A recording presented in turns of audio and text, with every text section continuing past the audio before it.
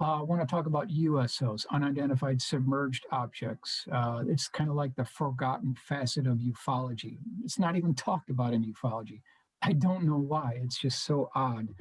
The government-sponsored 1969 Condon report that cost American taxpayers $600,000, ladies and gentlemen, failed to report even one USO encounter. And according to Jacques Vallée, 1,517 foreign non-American cases categorized by Jacques Vallée, 50% were at sea. So even Jacques Vallée knows that they missed out on 50% of the entire phenomenon. I just find that incredible. How can they even produce this report and not even include 50% of the whole phenomenon? It's just a mystery, just unbelievable. Sometimes you got to go to Canada and outside the country to get these reports. So this is Canadian report. They talked about USO encounters. We've got a report. This is the USS Wasp that was involved in a 1963 off the coast of Puerto Rico. This is a training exercise.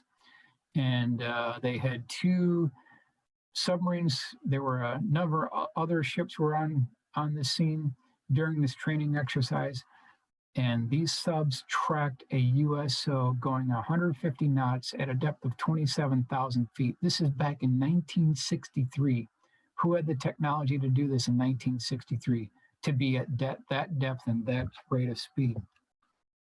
We've also got reports from Preston Dennett, June 14th, 1992, over Catalina Island, where hundreds of these dish-shaped craft were seen just below the surface, and then they popped out and flew into the atmosphere. This is back in 1992. This is what it looked like when they flew overhead. Multiple dish-shaped craft, multiple sightings, and Catalina Island has a history of these sightings. Here's another one, February 7th, 1989, Catalina Island. Multiple eyewitnesses saw this craft kind of like float just on the surface here, and then off the back of this craft, these dish-shaped craft flew away, and then within 60 seconds of these things departing, this thing submerged. So you've got those reports. August 4th, 1967, Venezuela. Witness observed a boiling circle, and then all of a sudden this globe emerges with water falling off the sides of it. And this is back in 1867. The craft was 18 feet in diameter. So we've got his report. And these are kind of like all within the jurisdiction of the Ivan T. Sanderson USO reports, which is just fascinating. I challenge anyone who might be skeptical about these USO reports that if you read that book with an open mind, you will absolutely walk away, because these are naval reports, U.S. naval reports of these USOs coming out of the ocean. This is definitely going on. You cannot read that book and not be affected if you look at it objectively here. USS FDR, October 2nd, 1963, west of Italy. Now, this is a case where the initial contact was 600 miles from the ship at 80,000 feet altitude. Then, whatever this thing was, approached this ship at a range of 10 miles at 5,000 feet. At that point, they scrambled fighters to go look at this thing. And then it made these incredibly sharp turns, and it was caught at going 4,000 miles an hour. This is back in 1963. We were flying like F-4 Phantoms type aircraft at the time, and this thing is going 4,000 miles an hour. There's nothing we had, allegedly at that time, that could match the speed and flight characteristics of this craft back in 1963. It came from beneath the sea. This is interesting. A scientist aboard the Icebreaker in Admiralty Bay, Antarctica, was shocked out of his senses when he saw a strange craft shoot up out of the sea through more than 37 feet of ice. And so I commissioned an artist here. This is second version here. 1955, Antarctic, Operation Deep Freeze, Admiralty Bay, USCGC East Wind. USO broke through 37 feet of solid ice and flew away. So I asked the question to all of you and anyone who might be listening, who had the technology back in 1955 to fly a craft that flew or swam through the ocean, burst through 37 feet of solid ice, and then went off into space? Who had that technology in 1955? Here's the rendering of what this craft actually looked like as it was flying away. And the report says that these huge chunks of ice flew up into the air and then slammed back down on the ice, and it made this boiling ring circle where this thing carved a circle as it flew away. So if you look at our fast attack submarines, we can also break through solid ice too, right, ladies and gentlemen? But only 37 inches, not 37 feet, 37 inches. Who had this technology to do that so long ago, to go through 37 feet? That's the question I want to know. Now, there were also reports of these USOs, these bullet-shaped 150 to 200 foot long bullet-shaped USOs emerging from the ocean right in the vicinity of these Soviet Typhoon class boomer submarines. This is all early Reagan administration, 82, 83 timeframe. This actually went on. Invisible Residence by Ivan T. Sanderson. This is the cover of the book.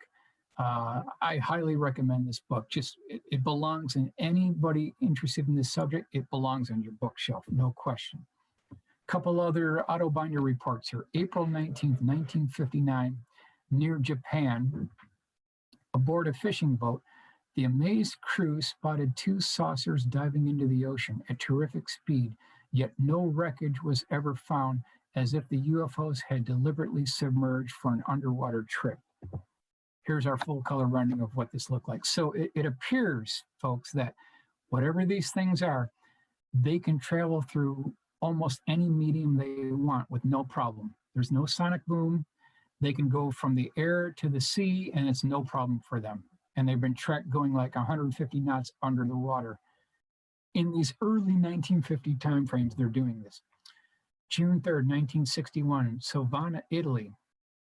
Giacomo Barro and his companions felt waves rocking their motorboat, then saw a huge UFO rise up out of the sea and sail off through the sky as if equally at home in the ocean or in the air. And we'll switch to the full color rendering. That's what this may have looked like. This is back in 1961. This is going on. It's talked about in the Ivan T. Sanderson reports. U.S. Navy reports talk about this. 1882, near Ascension Isle, a British steamer came upon a gigantic UFO floating in the ocean, at least 800 feet long or nearly as big as the Queen Elizabeth, which slowly sank beneath the waves and vanished from sight. This is back in 1882 this is going on. What is actually happening here? Here's our full color rendering of what this actually looked like. This is bigger than an ocean liner here. Something needs to be considered. We need to find out what's going on or what's living beneath our oceans here. I'm sure the U.S. Navy has at least an idea here. July 30th, 1909. This is just right after the Kitty Hawk flight of 1903. July 30th, 1909, Wakaika Valley, New Zealand. Men aboard a dredge reported a boat-shaped UFO that circled all around with two human-like figures inside. Back in 1909, this is being reported. Who's flying these things? They're definitely intelligently controlled back in 1909. Who is flying these things? 1833, November 13th, a crowd on both the American side and Canadian sides saw a peculiar square-shaped UFO hover over Niagara Falls for an hour, after which it sped away toward the ocean. This is in 1833. What is going on here? Are they interdimensional? Are they extraterrestrial? Are they a pre-existing high-tech civilization that's been on this planet for thousands of years? Are they all three? I want to know the answer like everybody else, but these cases cannot be denied. I mean, it's case after case. Here you can see our full color rendering of what this looked like. This is back in 1833.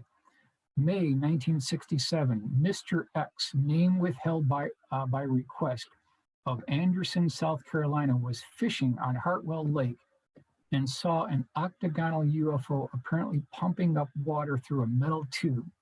Mr. X was near enough to cast and strike the object, but nobody came out and it soon shot away into the sky. So these series, I call these the water pumper UFOs. So in this report and drawing, you can see that this fisherman is kind of like casting his line, and he hits this craft, which flies away. It's a CE2 because it had effect on the lake. And what I think is interesting is you can see these relief valves pumping up water. That's something that's been reported as well. So again, who's building these things? He got within maybe 100 and 150 feet. So close range sighting of this water pumper UFO back in 1967. Here's our full color rendering of what this may have looked like. I would have loved to have been there to see this and capture this on film.